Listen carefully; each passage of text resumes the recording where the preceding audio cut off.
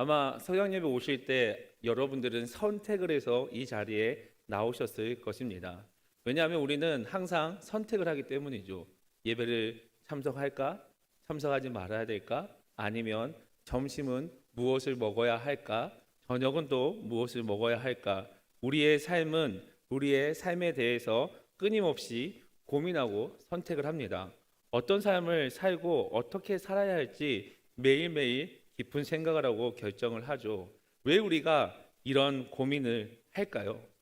그냥 대충대충 살아도 되는데 왜 우리는 이렇게 매일 고민을 하고 또 어떤 게 가장 좋은 삶을 살아갈 수 있을까 고민을 하는 것일까요? 그 이유는 무엇이냐면 우리에게 허락된 하루하루가 다름 아닌 하나님의 은혜이기 때문입니다. 여러분, 이 하루가 정말 하나님께서 주시는 소중한 은혜라는 것을 깨달으면 우리가 1분 1초 한순간 한순간을 결코 낭비하지 않게 되는 것이죠.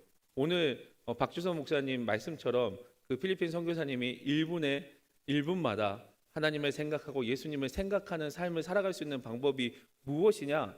오늘 하루가 바로 하나님께서 주신 하나님의 은혜라는 것을 깨달으면 우리가 결코 이 하루를 낭비하고 쉽게 살아갈 수는 없습니다. 본문에서 이러한 인생의 본질, 이런 고민을 가르쳐주는 것이 오늘 본문입니다. 바울은 삶과 죽음에 대해서 엄청난 고민을 하는 부분이 오늘 본문입니다. 빌립보서 1장의 26절까지는 바울이 빌립보 교인들에게 내 상태, 내 상황에 대해서 이야기하는 부분입니다. 그런데 우리가 오늘 본문에서 알 수 있는 것은 바울이 아주 독특한 이해로 삶의 선택을 고민하는 바울의 비장한 모습을 우리는 보게 됩니다. 바울은 오늘 두 가지 선택지를 가지고 고민을 합니다. 하나, 첫 번째로는 이 세상을 떠나 그리스도와 행복함을 누리는 것. 두 번째로는 이 땅에 육신으로 살아가는 것입니다. 이 두 가지 갈림길에서 바울이 무엇이 더 자기한테 좋다고 좋은 것으로 여겼을까요?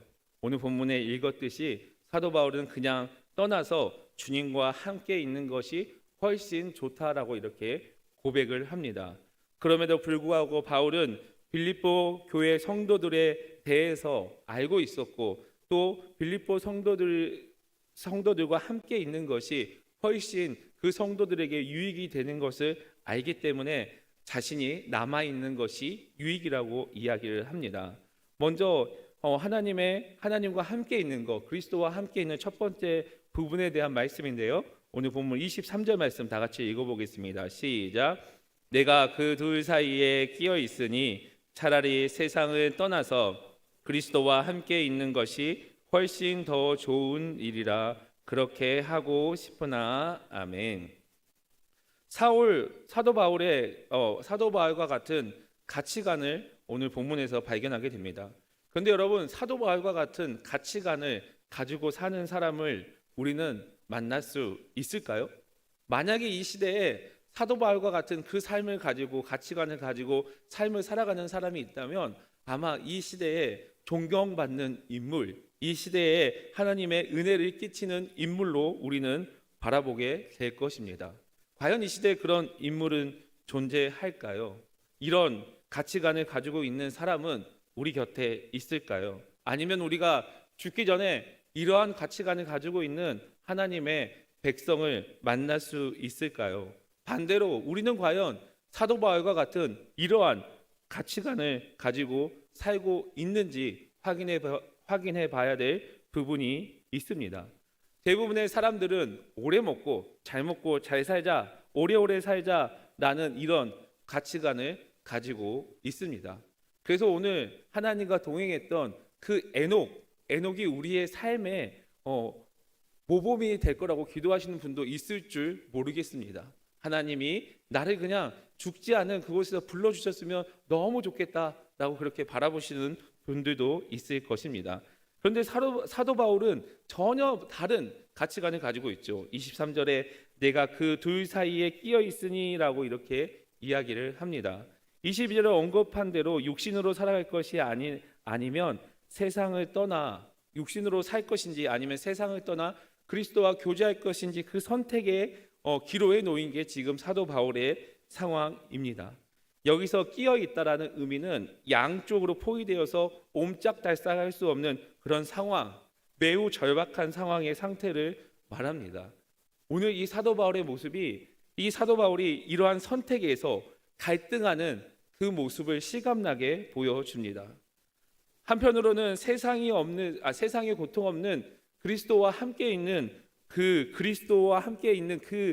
곳에 가기를 강력하게 열망하고 있지만, 다른 한편으로는 아직 복음의 힘이 필요하고 내가 함께 있어서 유익이 되는 그 빌립보 교인과 함께 있어서 그 빌립보 교인들이 믿음의 진보를 해야 하는 그 모습을 보고 싶은 사도 바울의 사도적 의무감에 사도 바울은 오늘 깊은 고뇌를 하고 있습니다.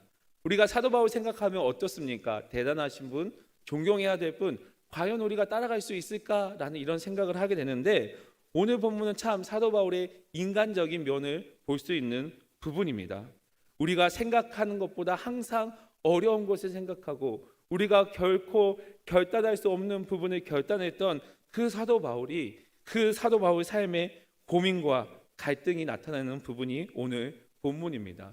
그리고 한편으로 사도 바울이 지금 당하는 고통이 얼마나 극심했으면 내가 살 것인가 죽을 것인가 이러한 고민을 할까라는 생각이 되는 그런 본문이기도 합니다.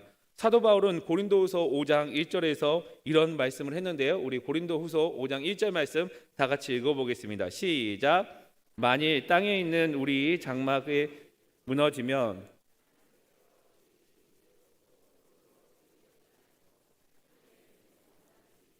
우리에게 있는 줄 아느니라. 아멘. 우리의 인생에는 두 가지 종류의 집이 있습니다. 하나는 육신의 장막, 이 땅에 지은 집, 사람의 손으로 지은 집입니다. 이 땅에 있는 모든 것이 특성상 언젠가는 무너지고 소멸하고 사라지게 됩니다. 영원하지 않는 것이죠. 그러나 하늘에 속한 집은 영원한 장막, 영원한 집입니다. 그래서 우리가 그 집을 향해서 달려가고 있는 것이죠. 이는 사람의 손으로 지었지 않았기 때문에 그 어떤 사람도 그 누구도 허물 수 없습니다. 영원하신 하나님께서 지으신 장막이기 때문에 참된 영원한 집입니다. 사도 바울도 이 땅에서 아무리 부귀영화를 누리고 소리를 떵떵거리고 최고의 삶을 살지라도 그 어떤 것보다 그리스도와 함께 사는 그 영원한 하늘의 집이 훨씬 더 낫다라고 단언합니다. 어떻게 그가 이렇게 판단할 수 있었을까요? 그것은 바로 하나님과 가까이 하고 그 하나님과 가까이 함으로 그분 안에서 만족을 할 수 있는 것을 알았기 때문입니다. 하나님 안에 있음으로 만족하는 것이 진정한 기쁨이고 행복이라는 것을 알았기 때문에 사도 바울은 이 땅에 연연하는 것이 아니라 내가 하나님 나라 그 영원한 집에서 거하는 게 훨씬 낫다라고 이렇게 고백을 합니다. 그래서 사도 바울은 우리가 선택할 수 없는 어려운 길을 선택하고 결단하는 삶을 살아갈 수 있었던 것이죠.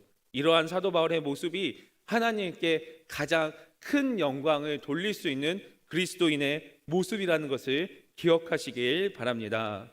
시편 73편 28절에 이렇게 말합니다. 우리 다 같이 읽어보겠습니다. 시작. 하나님께 가까이 함이 내가 주 여호와를 나의 피난처로 삼아 주의 모든 행적을 전파하리이다. 아멘. 사랑하는 성도 여러분, 시편 73편 28절에는 하나님께 가까이 함이 복이다라고 이렇게 말하고 있습니다. 이 땅 사는 동안에 우리는 죄악된 세상에 살아가기 때문에 그 죄악된 세상의 영향으로 하나님과 멀어질 때가 있습니다. 그렇다면 여러분, 하나님과 가장 가까이 할 수 있는 길은 무엇일까요? 바로 하나님과 얼굴과 얼굴을 맞대어 대면할 때일 것입니다. 사도 바울은 이 시편 기자의 노래의 복을 알고 있었습니다. 그리고 동일한 가치관을 가지고 있었죠.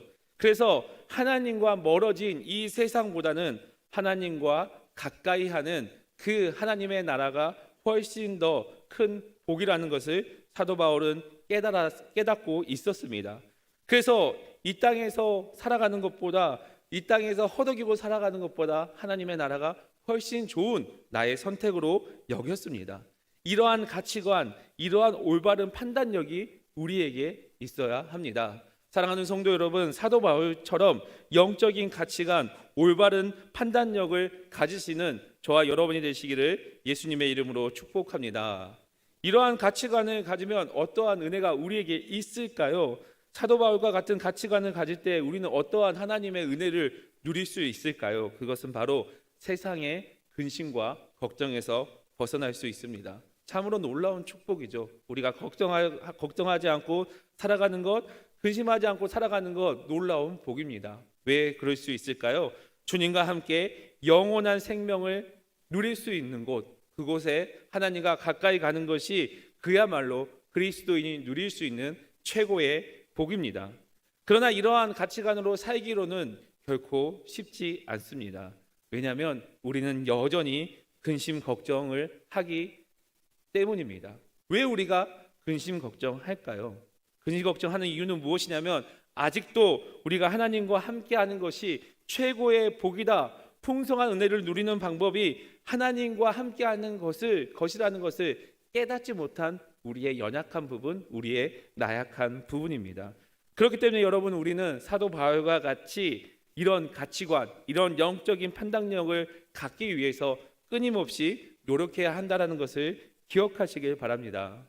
또 두 번째로는 무엇이냐면 이 땅에 살아가면서 육신으로 살아가는 것을 사도 바울이 고민하고 있습니다. 그런데 사도 바울은 22절에서 이렇게 말씀하고 있습니다. 우리 22절 말씀 다 같이 읽어보겠습니다. 시작.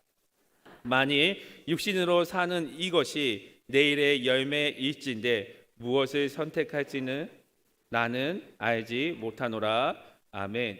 22절에 사도 바울이 말하는 바는 이 땅에서 그 자신이 하는 사역과 열매, 이것이 바로 이 땅에 살아가는 이유라고 말합니다.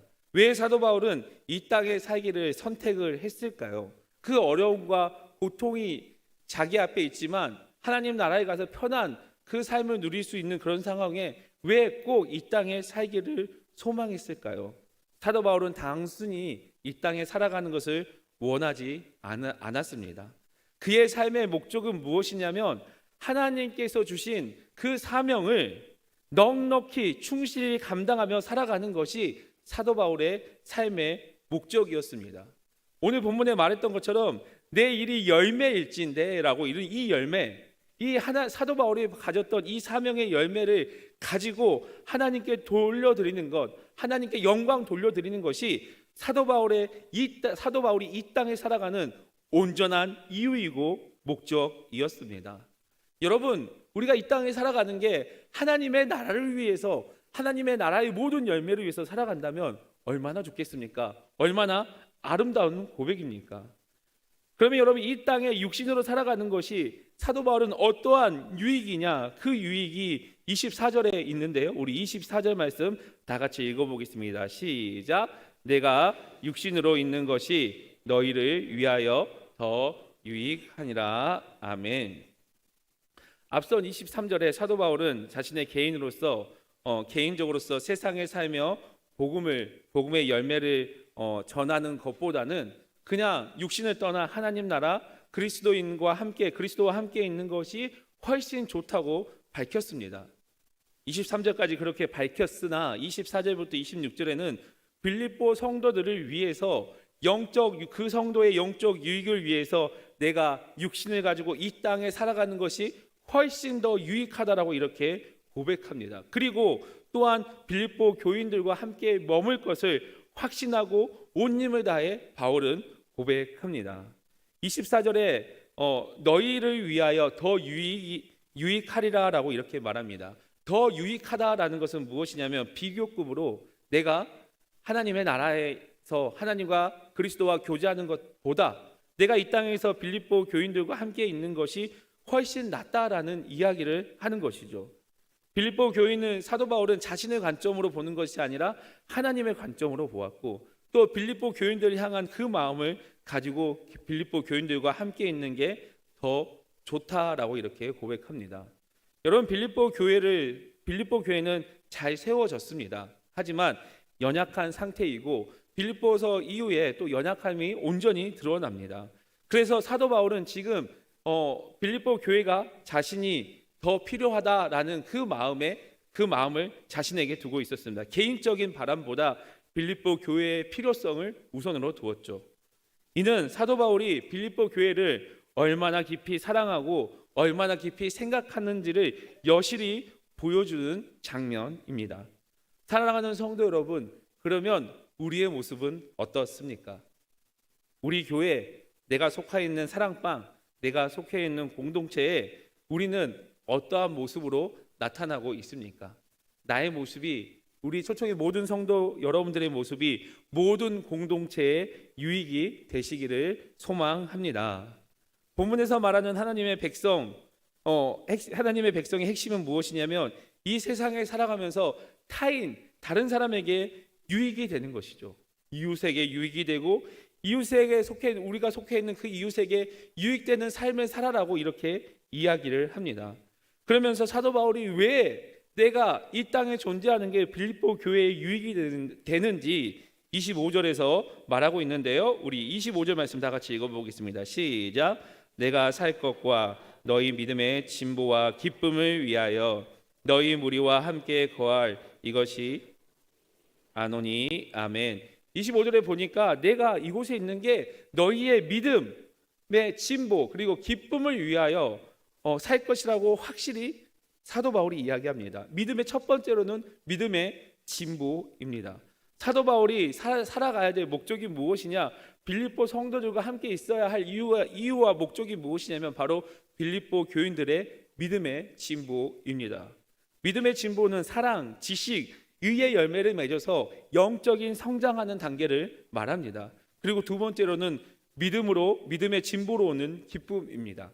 기쁨이라는 단어가 믿음을 수식하고 있기 때문에 우리가 그 믿음의 진보로 오는 그 하나님의 주시는 그 기쁨을 누릴 수 있다라는 그 이야기를 하고 있는 것이죠. 그래서 빌립보 성도들이 자신의 믿음의 진보를 위해 기쁨으로 살아갈 수 있기 위해서는 사도 바울이 빌립보 교인들과 함께 해야 한다라는 것을 사도 바울이 이야기를 합니다. 그리고 다시 26절에서 이렇게 말하고 있는데요. 우리 26절 말씀 다 같이 읽어보겠습니다. 시작. 내가 다시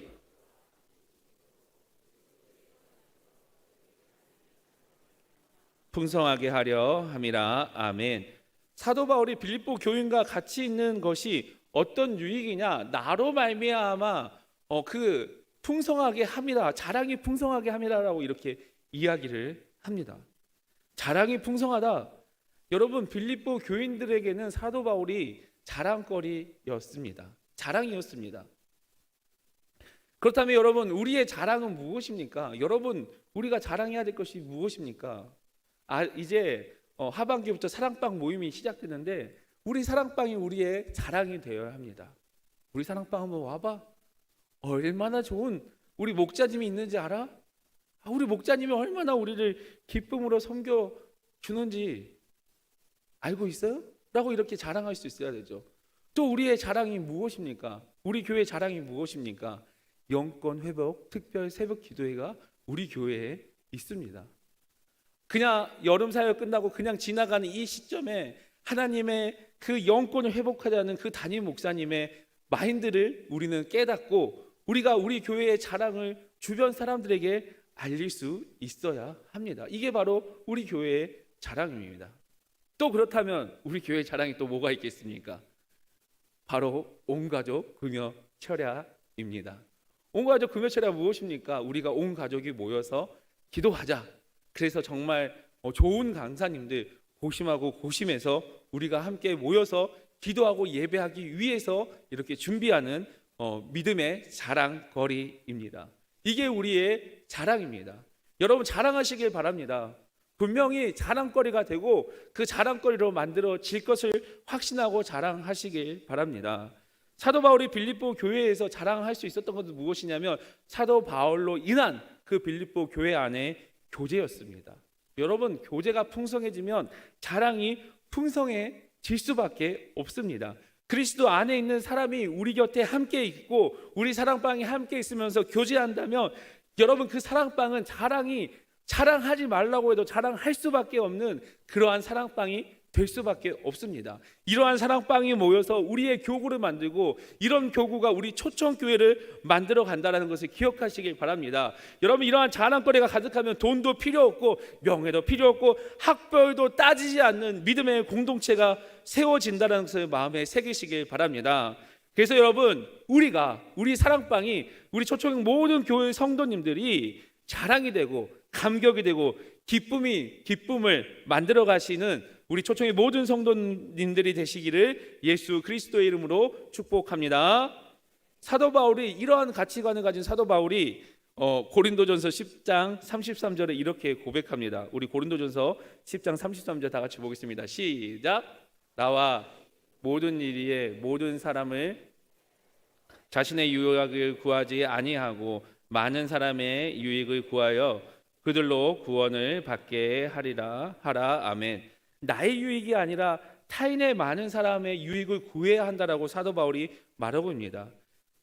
이렇게 말한 이유는 무엇이냐면 사도 바울이 평소 이게 자신의 삶이었고 자신의 삶의 기쁨이었다라는 거죠.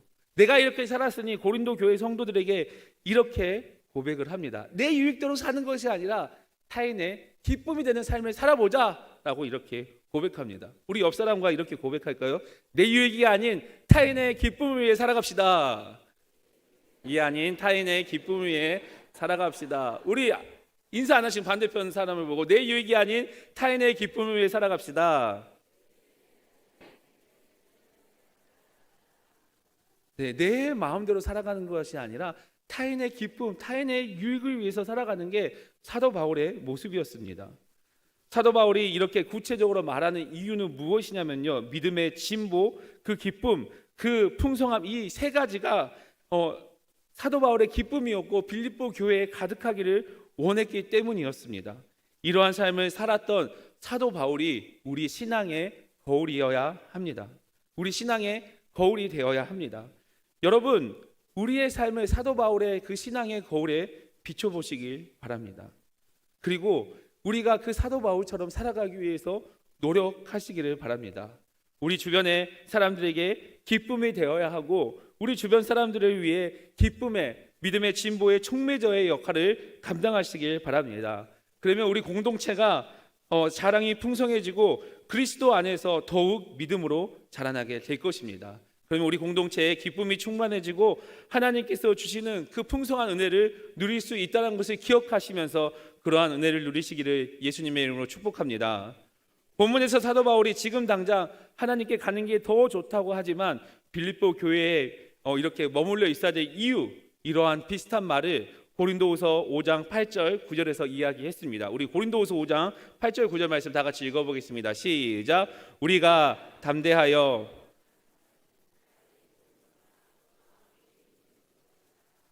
그런즉 우리는 몸으로 있든지 떠나든지 주를 기쁘시게 하는 자가 되기를 힘쓰라. 아멘. 여기에서 중요한 비밀이 하나 있습니다. 빌립보서와 똑같은 내용이지만 언급되지 않는 내용, 고린도 교회에 추가된 내용이 무엇이냐면 우리는 몸에 있든지 떠나든지 주를 위해 힘써라라는 거죠. 중요한 게 무엇이냐면 포인트는 주를 위해 힘쓰는 삶을 살아가야 되는 것이죠. 이게 무엇이냐? 바로 주님을 위한 기쁨을 드리는 삶이 바로 이러한 삶입니다. 다른 사람을 위한 삶을 산다면, 내 마음대로 살아가는 것이 아니라 타인의 유익을 위해 살아간다면 그게 바로 우리 주님의 기쁨이 되고 우리의 공동체를 든든히 세워지고 우리의 공동체의 유익이 된다는 것을 기억하시길 바랍니다. 우리가 이렇게 살아야 될 이유 무엇이냐면 그것이 하나님을 기쁘게 할 수 있는 방법이기 때문입니다. 여러분, 성경에 보면 이해하라, 분별하라, 이 두 단어가 참 많이 나옵니다. 왜 이렇게 많이 나올까요? 이게 바로 핵심 단어이기 때문입니다. 고린도후서 5장 13절 14절 이렇게 말씀하고 있습니다. 다 같이 읽어보겠습니다. 시작. 우리가 만일 하나님을 위한 것이요 정신이 온전하여도 너를 위한 것이니 그리스도의 사랑이 우리를 강권하시는도다. 아멘. 하나님을 기쁘게 하는 일에 힘쓰는 것, 하나님의 영광을 돌리는 것이 무엇 때문에 가능하느냐? 바로 그리스도의 사랑 때문입니다. 그리스도의 사랑에 잡혀 있기 때문에, 그리스도의 사랑으로 우리가 강권하고 있기 때문에, 우리의 인생이 잡혀 있기 때문에 우리가 남을 위한 삶을 살 수 있다라는 거죠. 여러분, 남을 위해 살아가는 거 결코 맨정신으로 하기에는 어렵습니다. 우리가 정상적인 인간의 정신을 가지고 있다면 내 유익, 내 좋아하는 것을 생각하게 되죠. 하지만 우리가 성령 충만함을 경험하게 되면 나보다 남을 먼저 생각하게 되고, 나보다 주변에 있는 이웃을 좀 더 생각하게 됩니다. 사도 바울이 그리스도의 사랑을 온전히 체험하니까, 그 사랑을 만끽하니까, 그 사랑을 체험하니까 이제 어떠한 삶을 살아가느냐, 내 삶을 위한 삶이 아니라 내가 어떻게 해서 내 주변에 있는 사람들의 유익을 줄 수 있을까, 이런 고민을 하는 것이죠. 여러분, 우리의 삶은 어떻습니까? 우리는 어떤 고민을 하고 있습니까? 오늘 서양 예배 마치고 저녁은 무엇을 먹어야 할까? 저녁 반찬은 뭘 해야 할까? 이런 고민을 하고 있습니까? 아니면 하나님께서 주시는 그 기쁨의 사명으로 어떻게 감당해야 할까? 이런 것을 고민하고 있습니까? 여러분, 우리가 남을 위해 살아갈 수 있는 방법, 그것은 무엇이냐면, 그 비결은 무엇이냐면 바로 강권하시는 하나님의 사랑을, 그리스도의 사랑을 온전히 만끽하는 데 있습니다. 그 그리스도의 사랑을 온전히 만끽하시기를 소망합니다. 그렇게 되면 우리가 그 진정한 사랑을 느끼게 되면 어떻게 됩니까? 말로 형언할 수 없는 그 풍성한 하나님의 사랑을 누리고 나니까 우리가 온전히 그 하나님의 삶을 위해서, 하나님의 백성을 위해서 살아가는, 하나님의 나라를 위해서 살아가는 그러한 하나님의 백성이 되는 것입니다. 그래서 우리는 우리의 삶에 어떠한 기쁨으로 살아가냐? 나를 위한 기쁨이 아니라 하나님을 위한 기쁨으로 살아가고 하나님을 위한 선택을 합니다. 그러면 우리의 삶의 지경이 예전에는 우리의 가정만 있었을지 모르겠지만 우리의 사랑방으로 넓혀지고 교구로 넓혀지고 우리 초청교회 넓어질 뿐만 아니라 이 전주 지역, 우리가 호남에서 영적인 거점 교회가 되기 위해 그런 지경을 넓혀갈 수 있는 것이 바로 무엇이냐? 바로 하나님을 위한 기쁨의 선택을 할 때 우리에게 주어지는 하나님의 은혜라는 것을 기억하시길 바랍니다. 사랑하는 성도 여러분, 한 주간 우리가 또 살아갑니다. 이번 한 주간도 하나님 우리에게 기쁨을 허락하고 기쁨을 선택할 수 있는 그런 은혜를 허락해 달라고 그렇게 기도하시고 신앙으로 성장하시길 바랍니다. 그러기 위해서 오늘 오전 박주선 목사님 말씀처럼 우리의 정체성을 깨달아야 됩니다. 내가 하나님의 자녀라는 거 세상에 살아갈 때 잊지 마시길 바랍니다. 내가 하나님의 백성이라는 거 세상에 살아갈 때 잊지 말아야 우리의 정체성을 온전히 드러낼 수 있습니다. 그리고 또 한 가지 무엇이라 했습니까? 우리의 삶의 목적이 무엇인지 꼭 기억하시고 생각하시기 바랍니다. 하루하루 의미 없이 보내는 것이 아니라 하나님께서 우리에게 허락하신 사명, 그것이 무엇인지 깨닫고 그 사명을 이루어 가시길 바랍니다. 그럴 때 우리가 하나님의 기쁨을 선택할 수 있게 되는 것이죠.